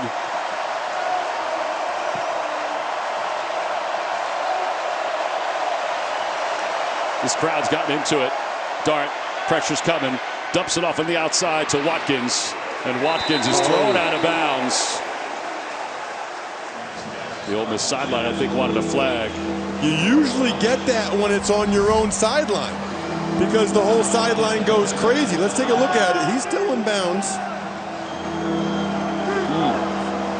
That's Jahan Campbell. I think I'm okay with the no call there. It wasn't as bad as it looked at first glance.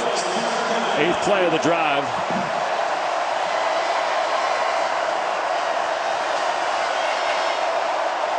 Aiden Williams, who hasn't played a whole lot today, is spread out to the far side.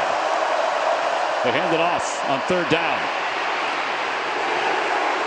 And Judkins, this is what you alluded to before, Ross. What do you guys think here? Well, they're down 2 scores. Normally, I feel like they would kick a field goal here, but it's 4th and short. When it's this close, I expect them to go for it, and I would think quarterback run to get the extra blocker in the formation. No doubt about it. And I think they made that decision on 3rd down when they decided to hand it off to Judkins, knowing, hey, if 4th down comes up, as long as we get it close, to your point, Jackson Dart, let him run it. Eli Ecker is the extra lineman that's in. Ooh, they shovel it off to Bentley. And Bentley is out of bounds. He's got the 1st down. Love that play design right there. Having the rest of the offensive line get up there fast and late. Bama was thinking quarterback sneak. So with everybody in the middle, Dart just flips it out to Bentley, who's got some real wheels, and he's able to get to the corner. Nice call by Kiffin. So Bentley stays in. On 1st down, Dart pumps once to his right. He's just going to throw that away. It was well covered on the outside. Dallas Turner. What did Kevin Steele, the defensive coordinator for Alabama, say about Dallas Turner? Really high football IQ, terrific skill set. For an edge rusher to be able to get out there and cover like that? Football IQ is the main point in that, because Bentley's coming across the formation, hoping to get man-to-man from a backer and lose him and all of the mess. But a great job right there. Empty backfield for a moment. They fake the handoff to Judkins. Tight side of the field. And Dart slides down. They'll mark him at the 18-yard line. Well, Dart's gotten the memo about sliding. And I would imagine that second hit he took was about all he needed to get the memo. Brings up another 3rd down here for Ole Miss. Well, this will be the 12th play of the drive. They haven't had one of more than 10 yards since early in the 2nd quarter of the Tulane game. On 3rd down, Dart, middle of the field, and it's incomplete, nearly intercepted by McKinstry. Mama, there goes that man. Kool-Aid McKinstry matched up one-on-one on the outside. He's mad at himself because this one hit both of his hands. He'd like to have this one back and be able to come away with the interception. Got his nickname Kool-Aid because he was born with a smile. Not about the amount of Kool-Aid. I kind of wondered, was he a Kool-Aid Jammers type of guy, or did he actually have the powder and make it himself? I mean, he ran that route for him. That was very impressive. 36-yard field goal attempt. Again, Davis has missed a 34-yarder. Good snap, good hold. Kick is on its way, and this time he got the height, and he got it through. I mean, a couple of the years where some of these other guys have done it, it's really been the Alabama offensive line. This year's group, though, has not performed nearly to that level. Just so you know, your campaigning really didn't help, but it was a good idea. Ball's in the back of the end zone. Stay in the know with CBS Sports HQ, a 24/7 free network that brings you the latest news, picks, scores, and highlights from all the sports you love. Watch CBS Sports HQ anywhere, anytime, all the time. Along with Ross Tucker, Jason McCourty, Tiffany Blackman, Gene Steratore, I'm Tom McCarthy. You see the second half possessions for Alabama. Much better. Yes. It's kind of what Nick Saban talked to Tiffany about when he went into the locker room. And who knows what would have happened in that first drive if they didn't quarterback sneak on a 1st down because they didn't know what the situation was. 34 seconds left to play here in the 3rd quarter. I would run here so you take it to the end of the quarter. Dupree, the tight end in motion, and they do. Breaking the tackle is McClellan, and McClellan's up across the 35 to the 38-yard line. Alabama doesn't need to call a play here. Sometimes people like to act like they're going to run a play and try to get a free 5 yards. They also have plenty of time to run a play if they want to. Doesn't look like they're going to.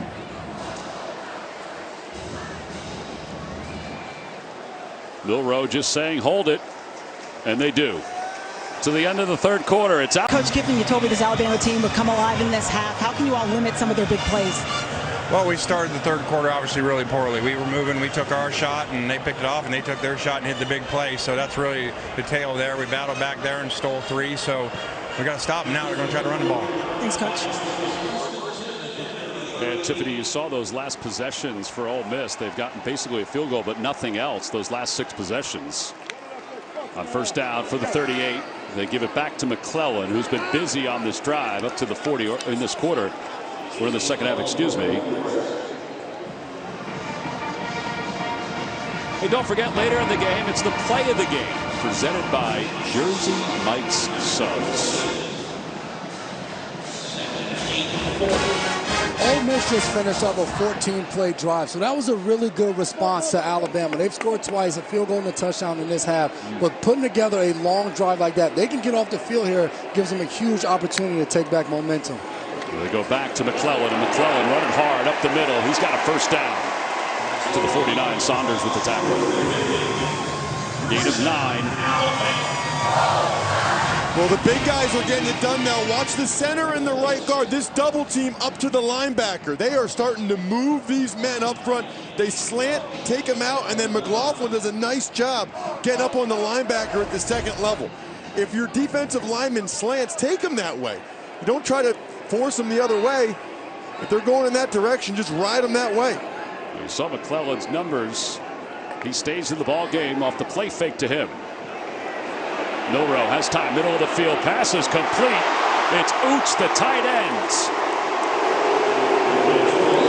And Oots goes down close to the 30-yard line. Seastrunk made the tackle for Ole Miss.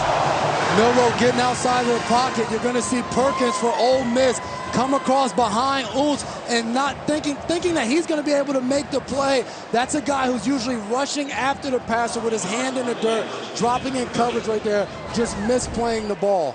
That's a gain of 21 yards.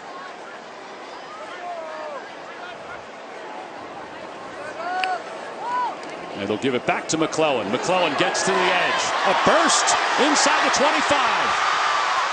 He cuts to his right and gets inside the 10, down to the 8-yard line.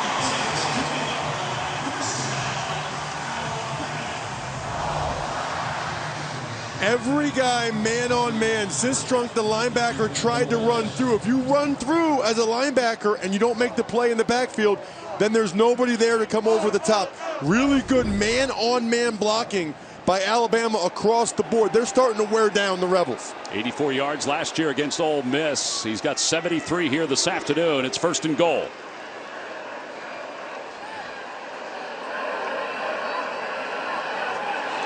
Alabama changed the play. Play clock down to 2. And they go back to McClellan. McClellan assessing. Breaks one tackle into the end zone. Touchdown, Crimson Tide.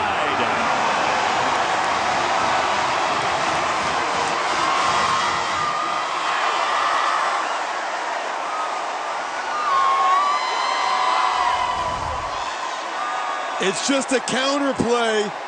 Wasn't even blocked that great.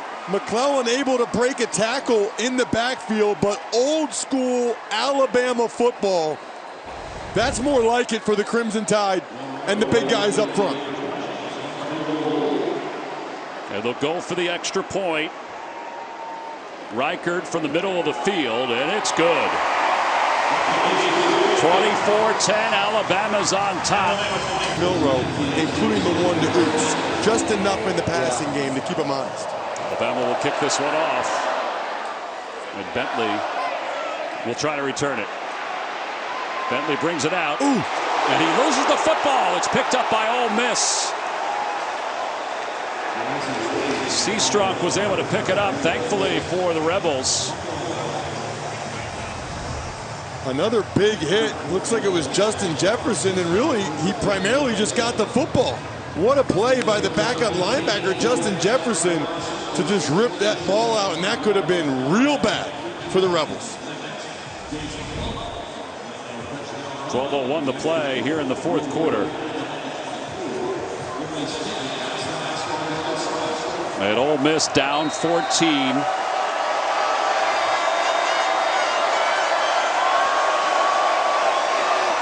They'll run it to start things off.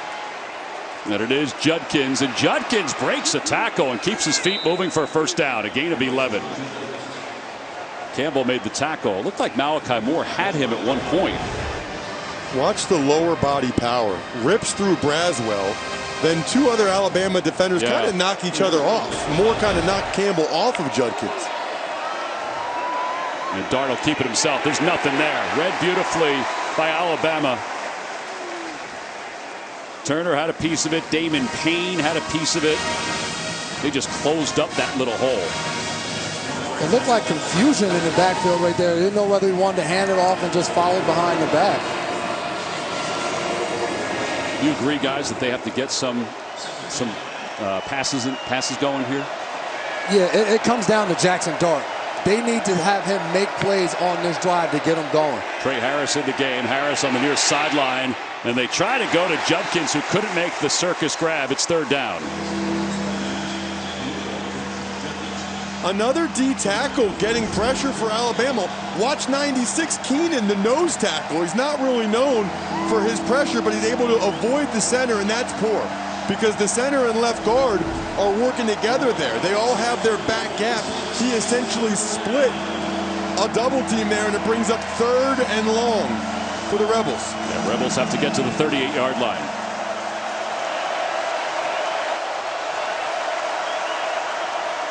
Dart, pressure's coming. He's trying to avoid it. Flags come in, and he's taken down behind the line of scrimmage. Dallas Turner chased him down.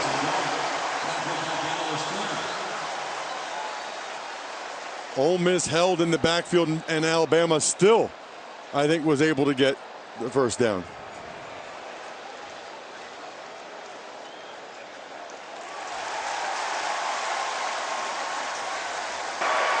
Ole, offense, number 57. That penalty is a con. Ole, offense, number 67. That penalty is a con. Fourth down. Top of your screen, the dip at the top, and then McGee kind of takes somebody down too. There was a couple, and then look at the hustle by Dallas Turner. Two holds on the same play, and Turner still able to get the sack for Alabama. That's 3 sacks for the Crimson Tide. And Mazin will punt it away. McKinstry back deep to receive.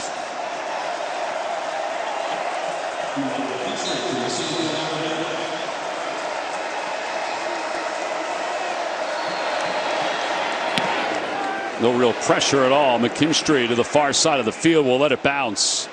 And he just gets away.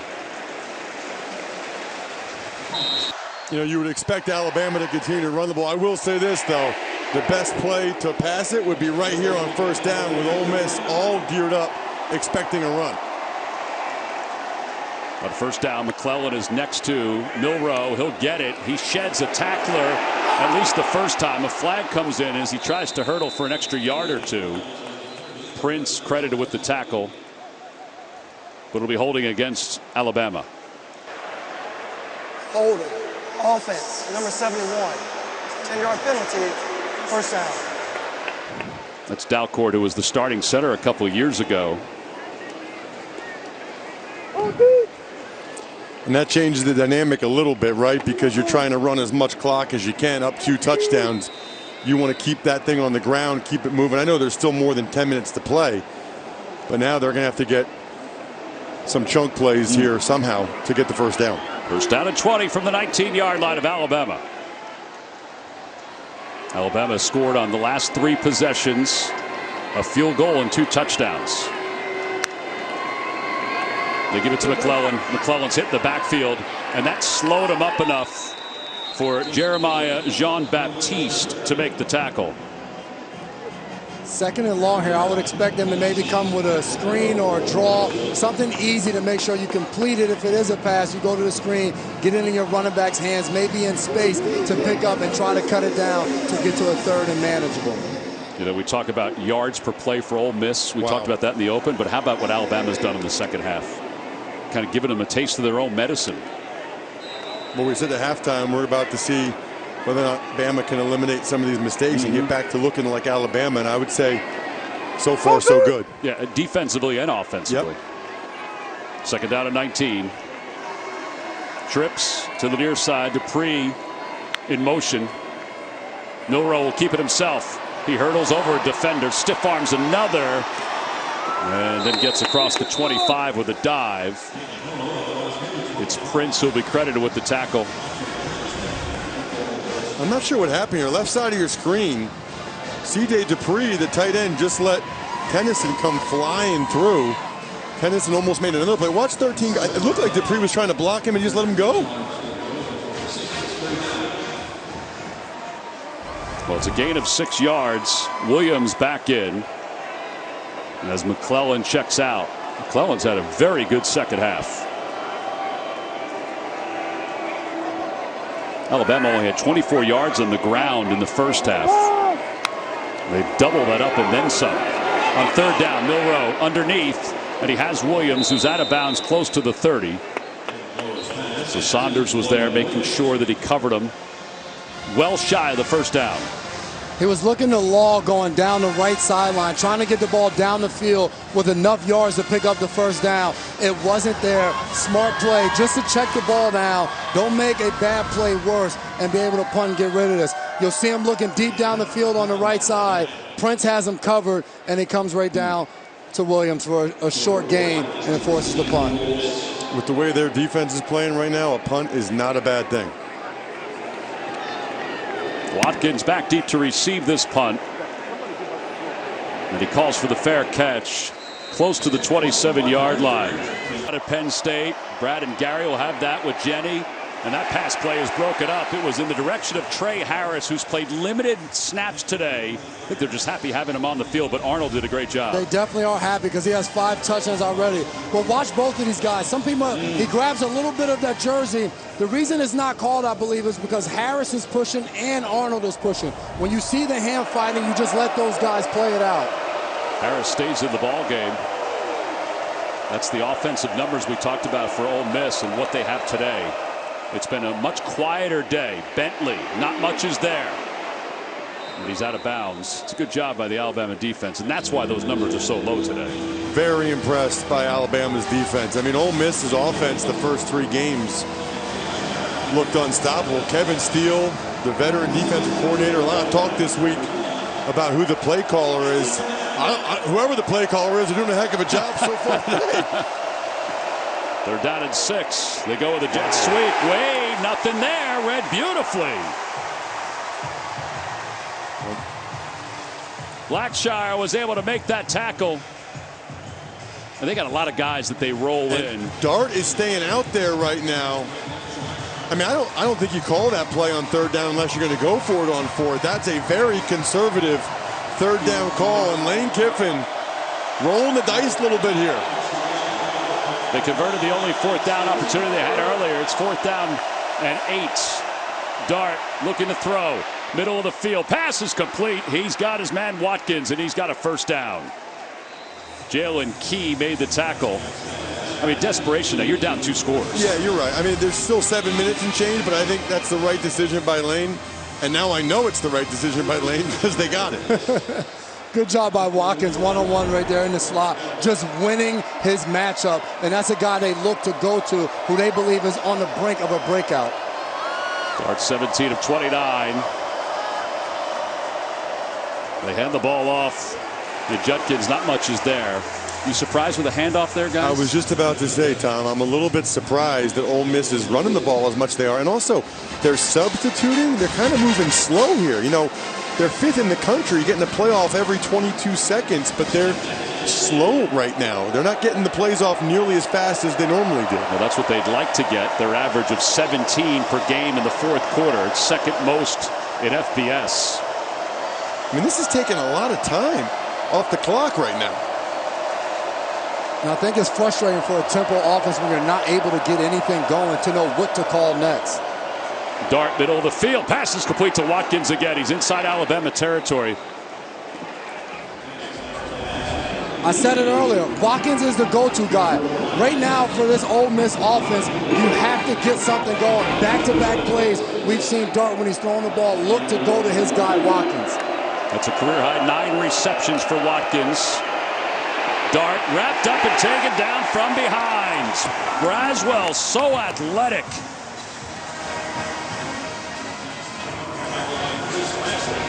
That's 4 sacks now for Alabama. Right side of your screen, Braswell gets upfield, and then right there, right when you get deeper than the quarterback, you want to retrace there. Now, even if he didn't get him, they had Blackshire spying Dart. So even if Braswell didn't get him, Blackshire would have. They're not going to let Dart run on some of these empty set plays. And again, clock is winding, under 5 minutes to play. It's 2nd and 14. Bentley in the backfield. They go to Watkins. Watkins, nothing's there. Ripped down. Dallas Turner read it beautifully.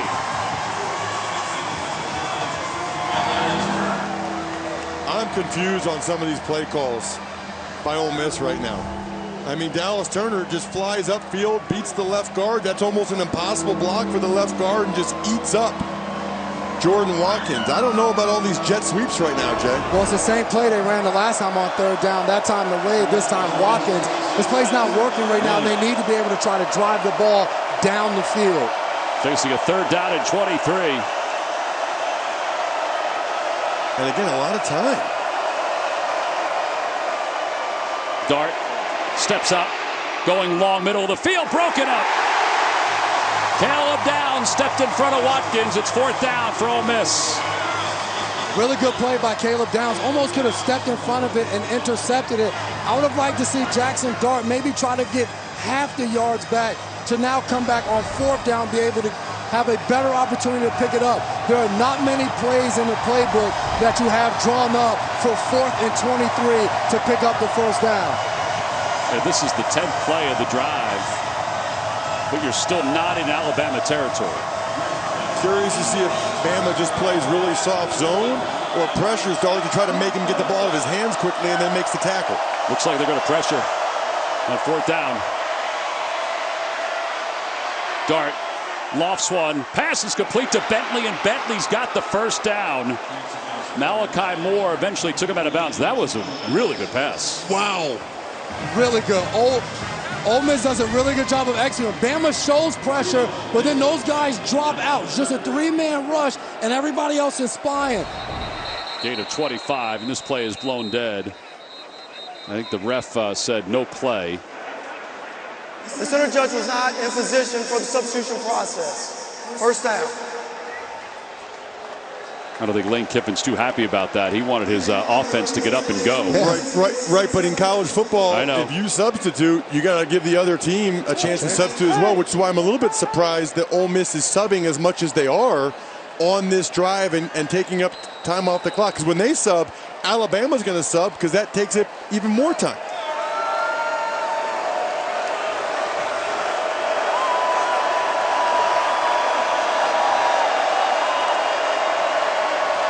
Dart on 1st down, looking to the right side, and his pass is caught. Wow, Dayton Wade with an unbelievable grab. A really good grab as he extends all the way out to be able to hold on to this. This is what we've been waiting to see from Jackson Dart, being able to make these pinpoint accurate passes and take this offense down the field.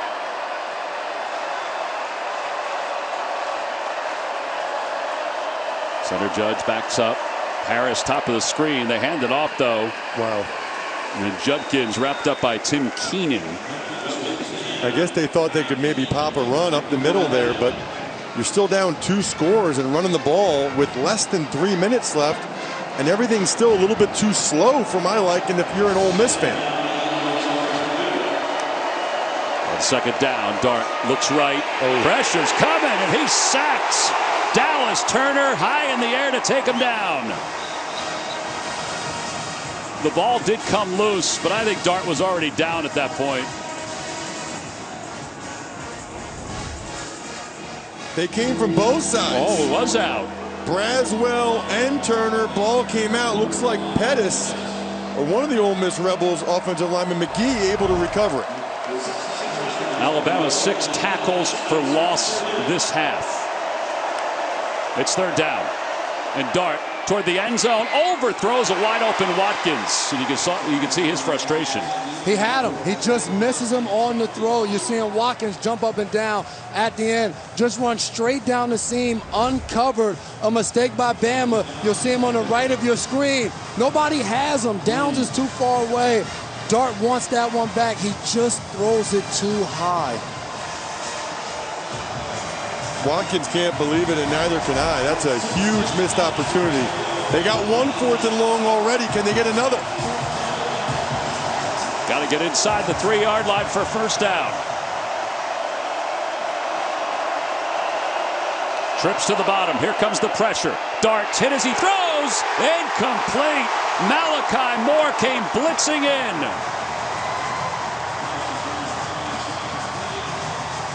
The last 4th down, we talked about Bama showing pressure and then rushing 3 and spying somebody else on Dart. This time, they don't take any chances. They bring a few blitzers at Dart and do not even allow him to get the pass off as Malachi Moore is coming through and makes the hit. Alabama offensive line started to wear down the Ole Miss defense. McClellan busted a bunch of big runs, including breaking that tackle for that touchdown. 7 carries, 59 yards in the second half. Last week it was Williams. This week is McClellan. These guys are unbelievable the way they're able to run in the second half when they've worn down the defense. Yeah, meanwhile, Jackson Dart, it has not been his day. He's been beat up, particularly here in this second half. And now Alabama will try to run off the last 2:06. Ole Miss does have 3 timeouts left. McClellan in the backfield, 94 yards on the ground. They pitch it to him. And McClellan trying to get up to the 20-yard line, and the timeout called by Kiffin. Seastrunk made the tackle. 2 minutes to play. We'll be back to Tuscaloosa. Alabama's up by 2 scores. Can't wait to see that. All right, so here's Alabama, right? 4-minute offense, 3 rules. Take care of the football, no penalties, and stay in bounds. That's what they just got told again. Well, it's Milroe keeping himself, trying to get to the edge. And he's wrapped up to the 26. Seastrunk made the tackle. And a timeout called by Ole Miss. 1:53 to play. They're down to 1 timeout, and they're down 14. Oh, my goodness. The flag comes in on 3rd down. They went with the hard count and got Ole Miss to jump. That's a disciplined play by Alabama.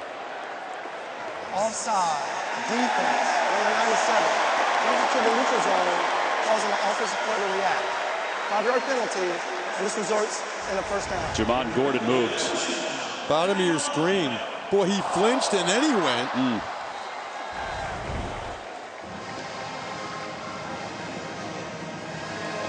Love the play call there by Tommy Reese to go with the hard count. It's worth it. Usually don't see it because you don't want to risk getting a false start yourself. They'll give it off to McClellan. And McClellan stopped initially, but this is what he's been doing in the second half. Kept his feet moving, and he's over 100 yards for the 2nd time in his career. Cedric Johnson missed. And a final timeout is called by Lane Kiffin. He has such a great ability to stay low and burrow through defenders for extra yards. A reminder, the U.S. Army postgame show is coming up next. Adam, Rick, and BJ will put a bow on this one, bring you the day's best highlights, and get you set again for number 24 Iowa and 7th-ranked Penn State, the whiteout up at Happy Valley. All week long, Nick Saban and his team have heard the noise. You know, they didn't look great last week against South Florida. They benched their quarterback.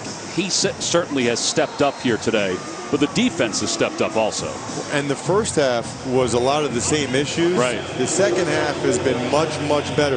This second half is by far the best Alabama's played this year.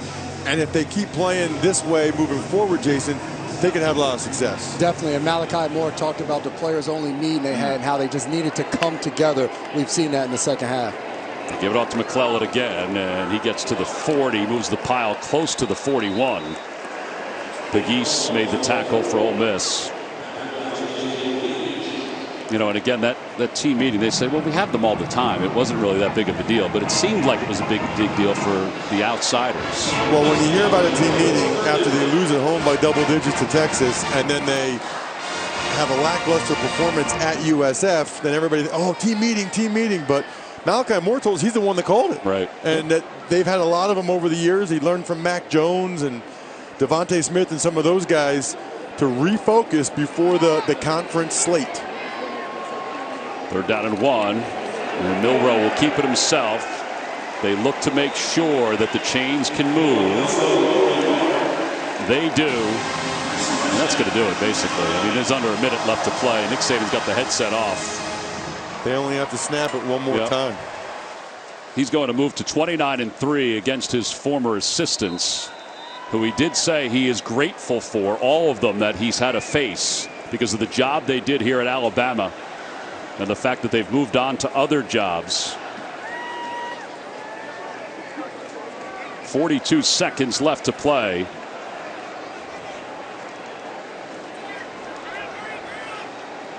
Victory formation for Alabama, and Milroe will take a knee, and that'll do it. 8 in a row for Alabama over Ole Miss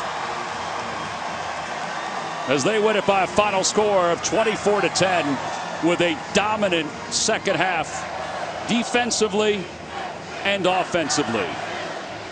But a little exclamation point on the defense. The two coaches meet. Smiles from both. Jackson Dart will have to regroup after today's ball.